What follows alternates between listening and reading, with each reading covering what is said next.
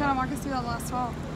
Yeah, I hit a good drive. I had to split the fairway, the bunker there, and just kind of split the fairway, and had a good number coming in, and I was able to hit it right where I was aiming, really just a fat part of the green, left myself about 12 to 15 feet, and probably hit the best putt of the day.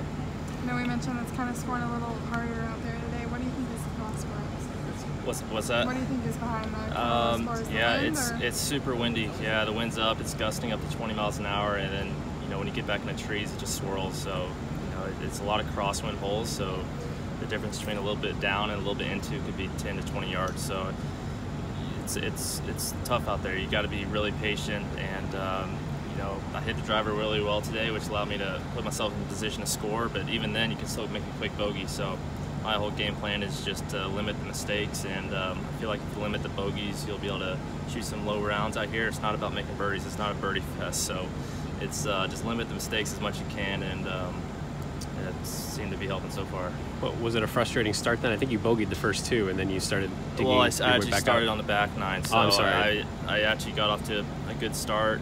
Had a bunch of chances on the first had 2 looks at the first 2 holes and birdied my 3rd hole, so I actually shot 3 under on the front, made back-to-back bogeys on my 10 and 11 holes, and I really had to stay patient because those holes are tough, and I had a 3-putt dumb bogey on 10 and then missed the fairway on 11, and you're really just wedging out of a deep bunker. So I was pretty frustrated with that, and I didn't want to give up anything else. So the whole game plan was just to start over and just play the last 7 holes at 1 under, 2 under par, and I was able to do that. So, but this whole golf course is just about keeping it in front of you, keeping it in play, and then you can easily, one errant tee shot to lead to a bogey. It's so easy to make bogeys out here, so you just got to stay patient, stay in the moment.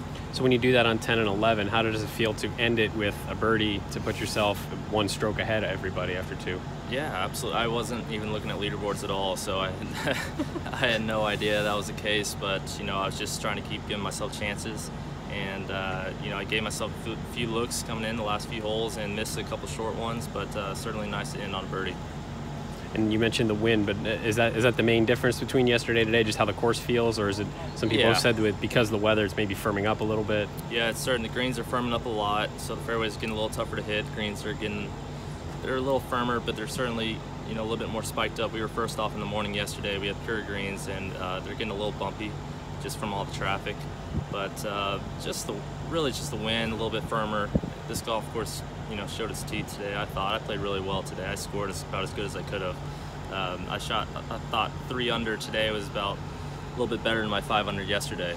So just shows, of course, it's probably playing a couple shots harder, but I think it's supposed to blow the next 2 days, so it's just going to continue to be a tough test.